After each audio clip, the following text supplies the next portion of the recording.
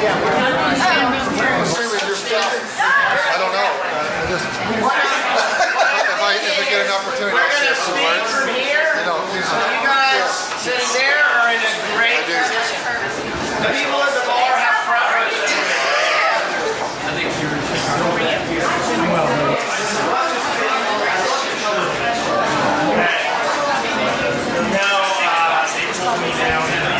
Mr. Flynn, I'm Joe Wilson. Hi, Joe. How are you? You're my friend on Facebook. I recall that. Well, nice to my friend in person. Welcome. I bet you one of shoot, what's her name? Ellen. Oh, Ellen wanted. Oh, okay, yeah, sure. We went to Wing Factory and pizza place. Pizza, Gallup. Yeah. Congratulations on your jump. Oh, well, thank you. That was pretty fun. It was. That was a lot of fun. Absolutely. You doing all right? Everything good? Yep, absolutely. Are you filming us? I don't know what I'm doing. You gave me the phone and the microphone. I have no idea. Just kind of play along. See what goes into that. I said, okay. So I don't know what I'm doing. I'm assuming it's connected.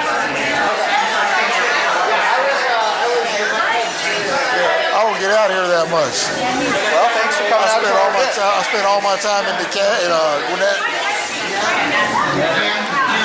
We appreciate the support in DeKalb. We can use it. Well, y'all going to be Saturday morning, Joe Prophet speaking at Gwinnett.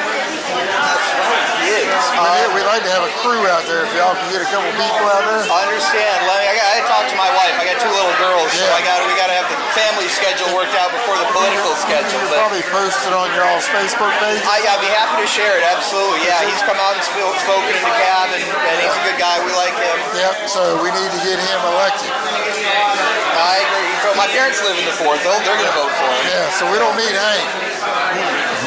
No. We don't need Hank.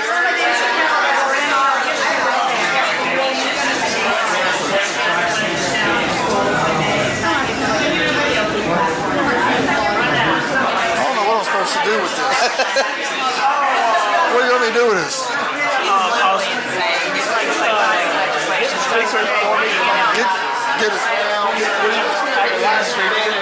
You're going to be live streaming it?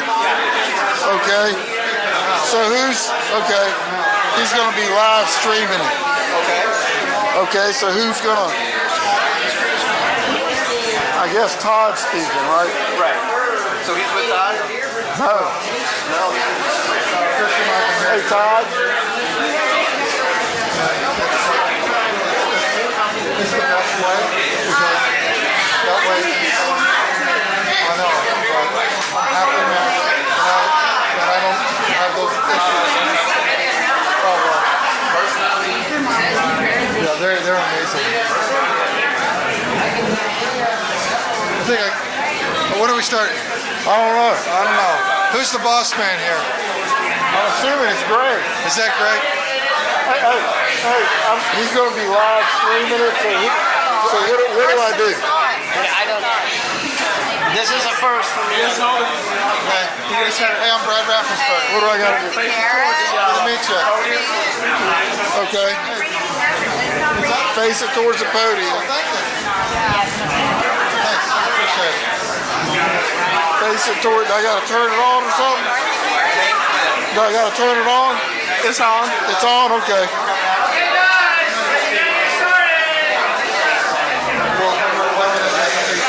Out yell, Greg. Everybody whisper to each other. Or the Bronx cheer. We like that as well. So, wanted to make sure everybody grabs a seat real quick. We have an amazing staff here working to service you. Cheers, wings. You pointed at this here? And all sorts of other things. Don't worry about it. I really am going to get started in 12 seconds. I promise. Actually, 8 seconds. Cool, we're already there. So, welcome guys. Pints and Politics, DeKalb County GOP.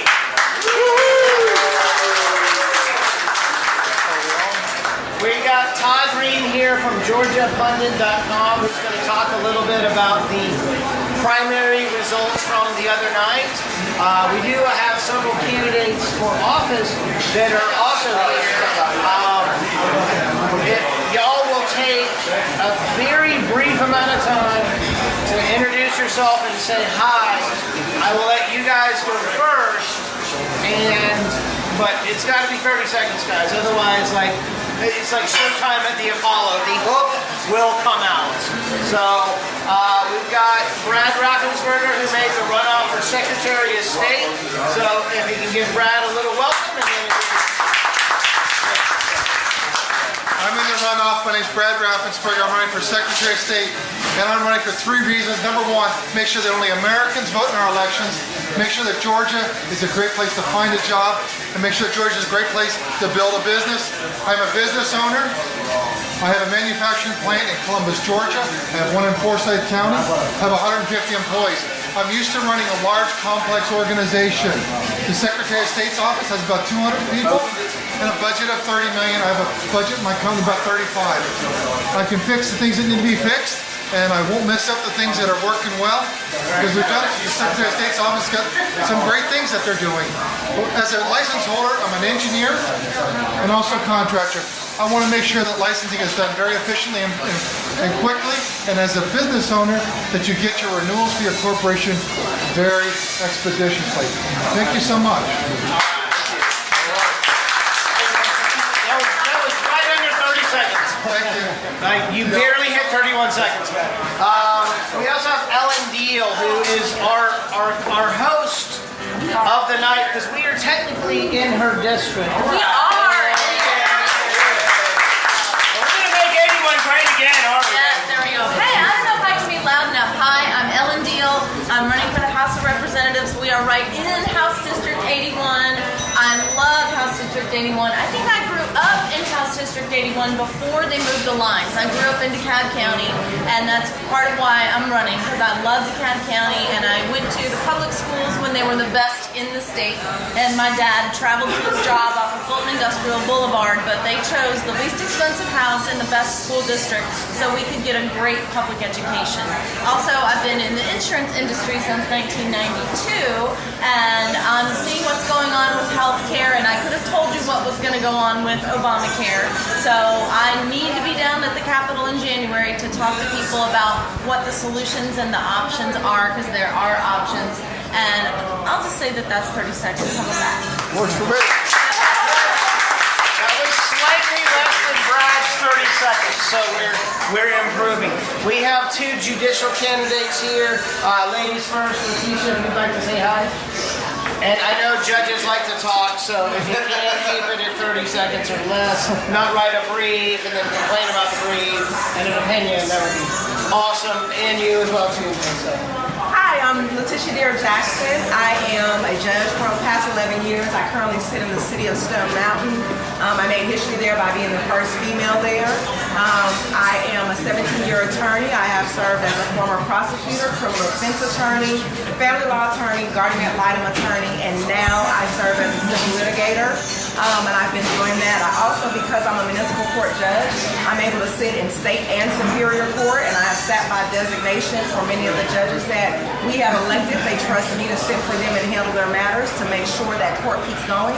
I am running on the platform of fair justice and experience you can trust. You've heard about my experience, and what the fair justice is making sure that every case is heard. A lot of times you think that it's just the criminal cases, but that really only makes up about 50% of the cases, and making sure that those family law cases are heard timely. So if you want to adopt a child, you have the right to do that in a timely manner. If unfortunately, or fortunately, depending on who's saying it, you want to have a divorce, then you have the right to have that in a timely manner. And if you find yourself on either side of a lawsuit, you also can have that done in a timely manner. Letitia Deere Jackson for Superior Court in DeKalb County. Thank you. Again, 29.8 seconds. Tunde, your witness. I'm in trouble now. Hello, everyone. I got to do a little courtroom humor. Okay. I'm Tunde in LA. I'm running for Superior Court Judge Division 7 as well. The runoff is on July 24th, and I'm asking for your support. 18 years of experience, mostly affiliated with DeKalb County. I was in Superior Court as a prosecutor for 10 years of my 13 years as a prosecutor. I tell folks that I see the good, the bad, the ugly of the system. I've tried a lot of very serious cases, a lot of homicide cases. In fact, I brought one of my cases from AJC, the 2008, the death penalty case in DeKalb County. That was the last conviction, death penalty conviction in DeKalb County in the last 30 years. That was my trial. And I tell folks that I can distinguish between the good, the bad, and the ugly. And we want to make sure that the good folks don't turn bad, trying to make sure you bring them back to the right side to make them productive citizens.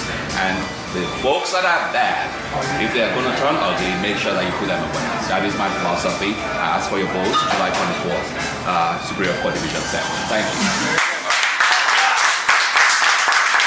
Now we have my good friend Travis Cologne running for state senate in city of Atlanta area and also Cobb County. So introduce yourself. My name is Travis Cologne. I'm running for state senate.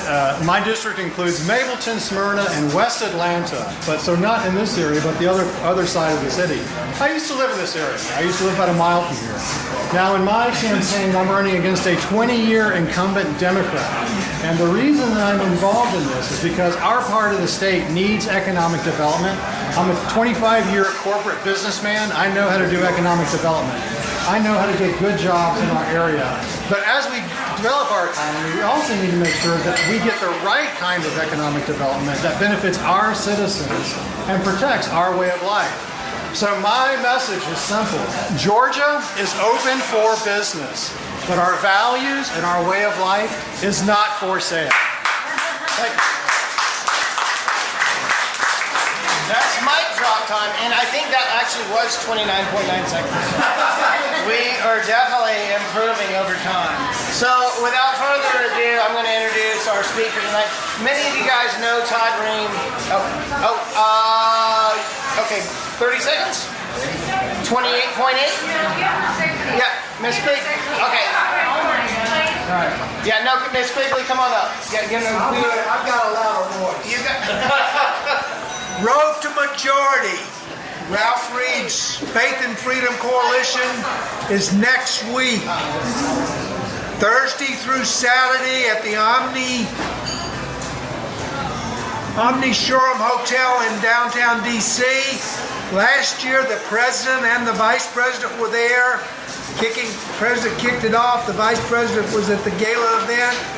A great lineup of speakers. It is really the place to be if you're a conservative. They have all kinds of packages, including a bus leaving Wednesday night from Gwinnett County that goes up and comes back on Saturday. You can look online for the packages. Judy's got flyers here if there's any interest at all. So the bus is free. Thank you, guys. The bus is free. Go to the register at votemajority.com. She's got a flyer. Perfect. Well, thank you. I love like the road to majority, but what if you already are the majority? It's like the road to keep kicking some Democrat butt. Because we win on ideas all the time, right? And with that little sojourn, we've got a nice crowd. We've got like 35 people here tonight, which is 35 people more than your average James Comey book signing event. So give yourselves a hand for that. I was at Target the other day and James Comey's book, Why I Love Myself, I think it's called something different, but it was already 30% off, right? It has only been 1 month. So I did a favor, right, to everybody in public, or Target. I moved it to the fiction section where it belongs, right next to Hillary Clinton's book, What Happened. Todd Ream is our speaker tonight, GeorgiaPundit.com. Todd's been one of my mentors. I've worked with him on several campaigns, including Bob Barr's congressional run, Nancy Jester's successful commissioner run, and several other things that he's mentored me on as far as advising me, don't work that race, or yeah, you should work that race. He has decades of experience in the political realm, worked offices as big as Georgia State Insurance Commissioner, congressional races, graduate of Emory University, and his newsletter that goes out every morning. Hopefully hopefully to everybody's inbox in here, is the widest circulation political newsletter in the state of Georgia. And Todd is here tonight to talk about the primary results and get a little back and forth with y'all's questions and comments. So let's give a big DeKalb.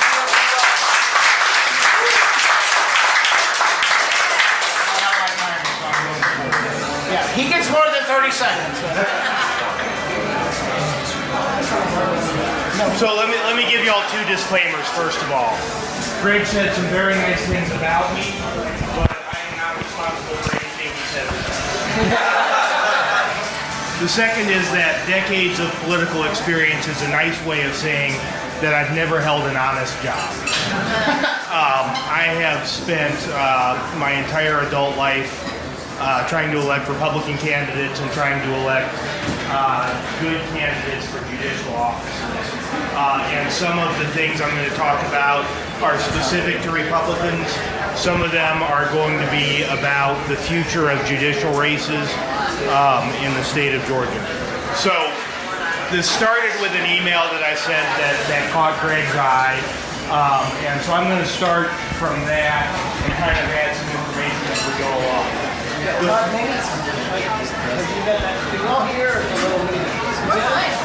The first thing that keeps me awake at night is the fact that Democrat turnout was about 90% of what Republican turnout was this time. It's usually about 52%.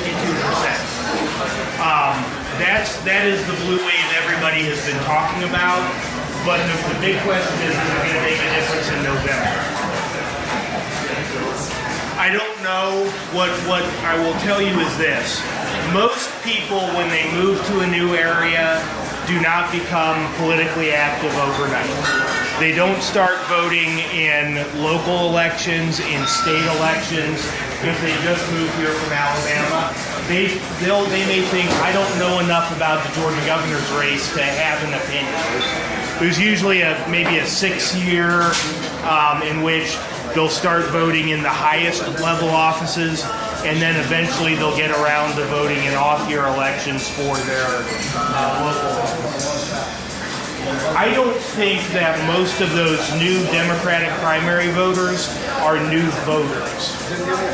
And that's going to be a big difference. If the difference between 328,000 voters in 2014 and 552,000 is that people who showed up in November in the past and pulled the Democratic ballot showed up in May this time, that's not going to add anything to their vote total at the end of November.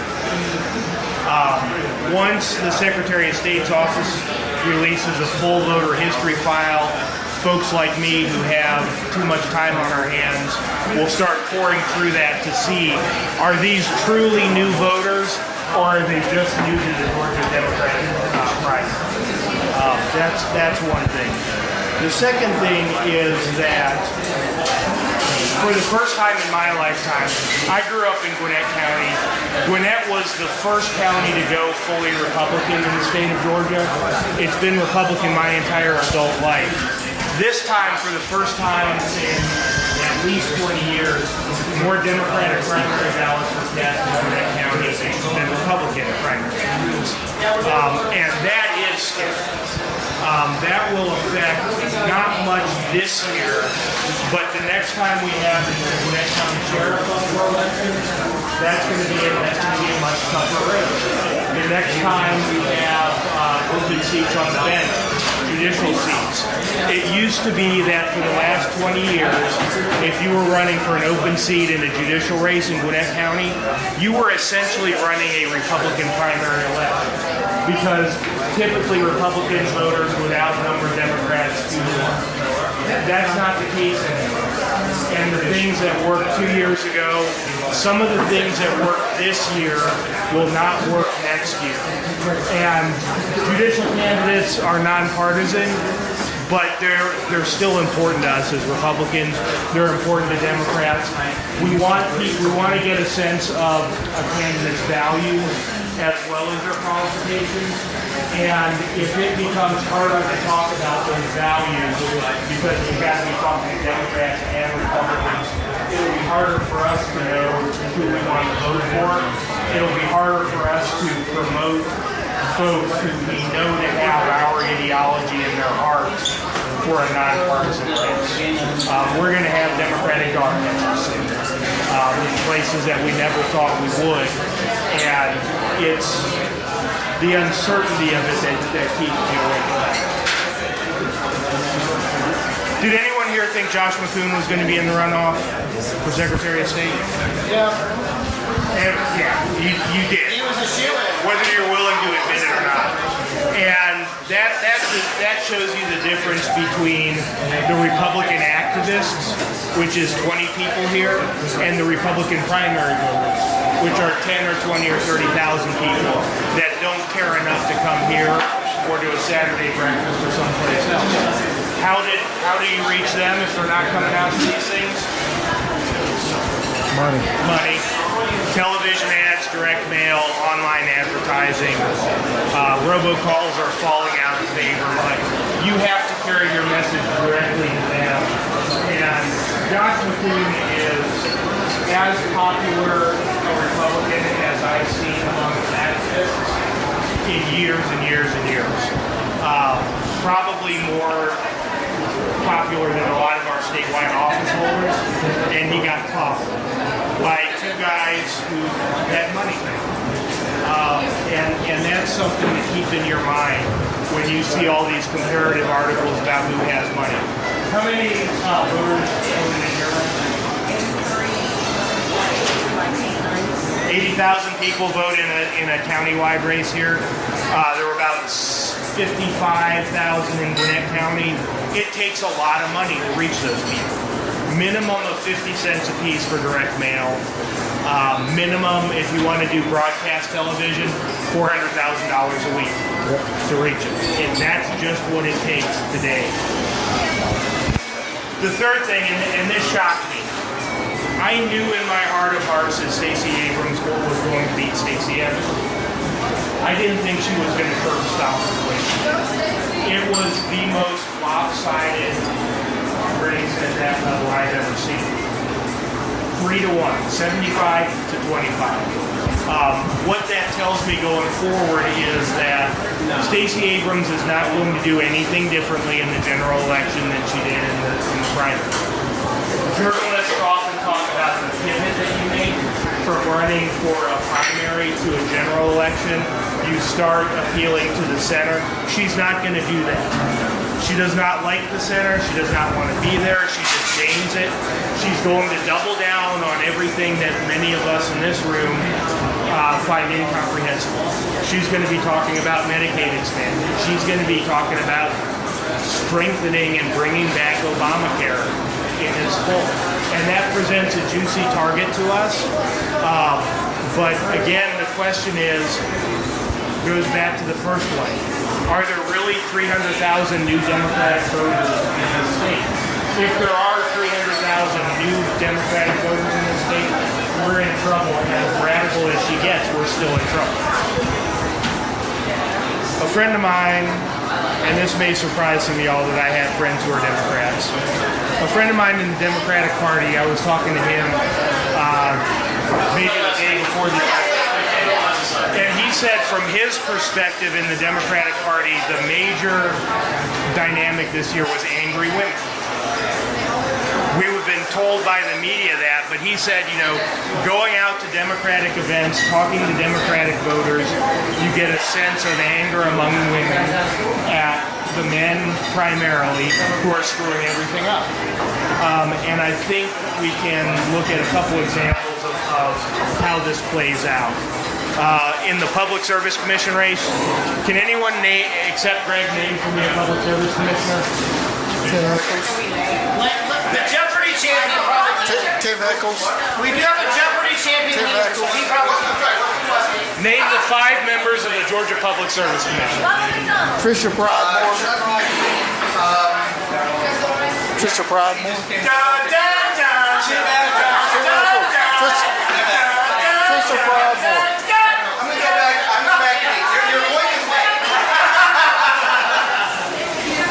Most voters know about that much probably much less about the Public Service Commission. And on the Democratic side, the women running for Public Service Commission, who none of y'all have ever heard of, ran the table. And now I want to read to you the names of 5 Democratic challengers who won their primaries or came in first in the primary.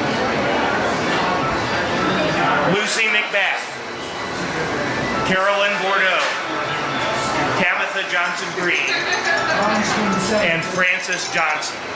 Now, Francis Johnson is a man, but there's nothing about his name that would tell you that.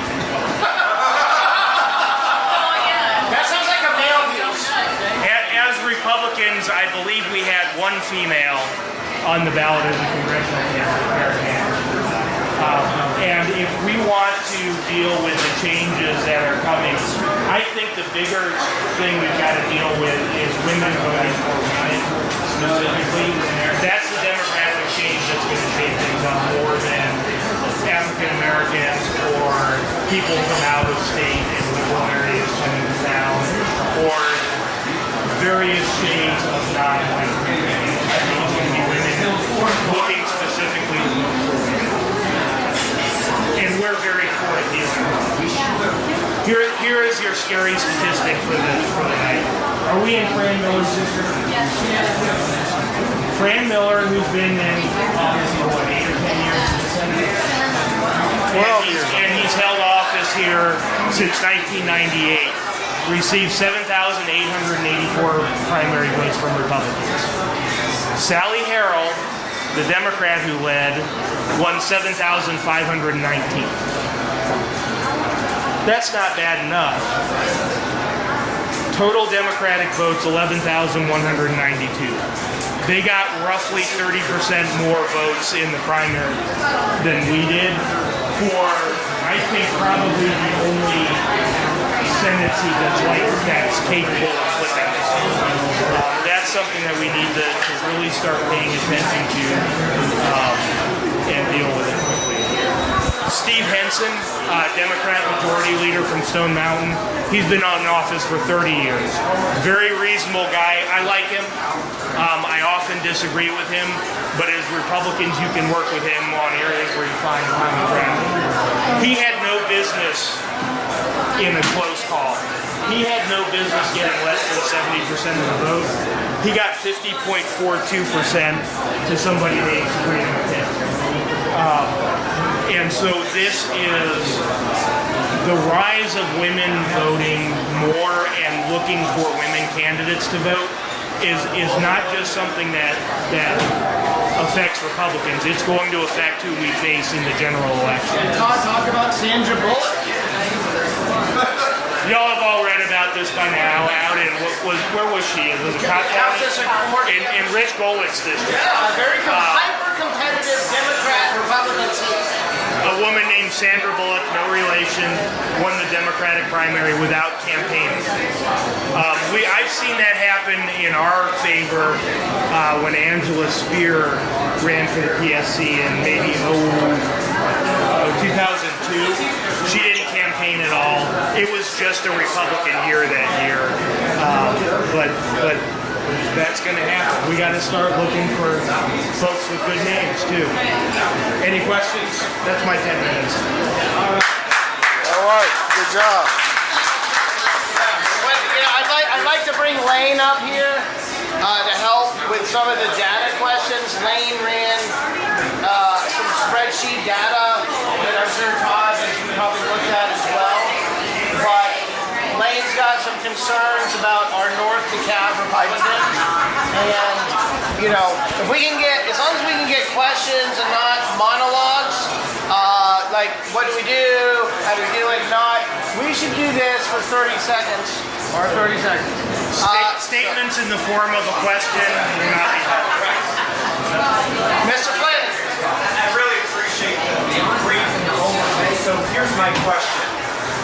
Do you think that the election results is a result of demographic changes or a change in energy between the Democrats and the Republicans? And why that matters is for this upcoming election, it's strategy, right?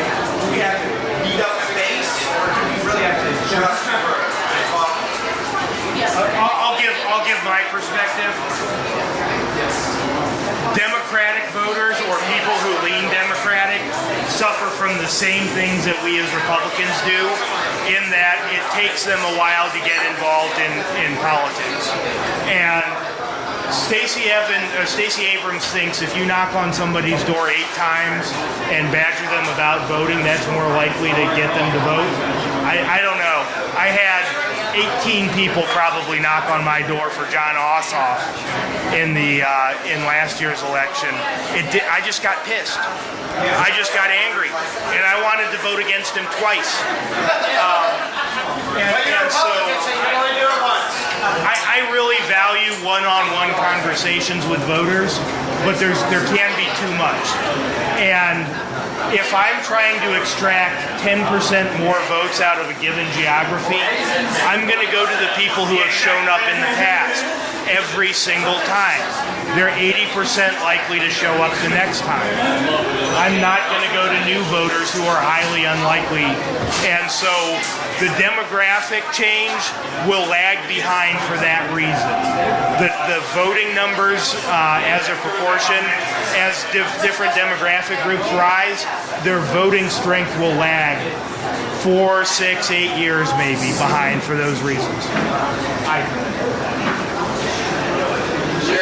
You think the campaign that the state GOP is putting together about Stacey Abrams' tax returns will be effective? Yes. I think it will be effective. I'm going to get tired at some point of watching John Watson dance around the questions about President Trump. But he does that pretty well. Here's where we've got to be. Here's where we've got to be sensitive. We can't just say she's bad with money and she's a horrible person. Because those of us who lived through the recession of this last decade, we know that people who made all the